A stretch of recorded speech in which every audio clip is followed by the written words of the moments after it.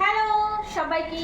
তো আমার বর আমাকে একটা স্পেশাল গিফট দিয়েছে, যদিও এটা বহুত দাম না, লাখ লাখ টাকা, অনেক হাজার হাজার টাকার দাম না, তবু এই জিনিসটা আমাকে এনে দিয়েছে না বলে আমার ভীষণ ভালো লেগেছে। মানে এরকম মাঝে মাঝে ছোটোখাটো সারপ্রাইজ যদি কেউ দেয় বেশ ভালোই লাগে প্রত্যেকটা মানুষেরই, তাই না?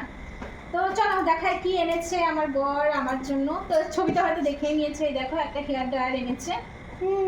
আমার ভীষণ ভালো লেগেছে, যদিও আমার এসব প্রয়োজন না, এসব অত পছন্দও না, তবুও ভালোবেসে এনে দিয়েছে। তো এটা আমি অ্যাকসেপ্ট করলাম আমার বরের থেকে, আমার ভীষণ ভালো লেগেছে। থ্যাংক ইউ বর্মশাই। আসলে এটা দিয়ে চুল শুকানো যাবে। দেখো একটা হেয়ার ড্রায়ার এনে দিয়েছে। আমি চুল শুকাতে পারবো তাড়াতাড়ি। তাই না মা? ছিল দুবুলি আর খুব তাড়াতাড়ি চুল শুকাতে পারবো না মা? এনে দিয়েছে। ও মা, হ্যাঁ হ্যাঁ হ্যাঁ, তোমার চুলে শুকিয়ে দেবো।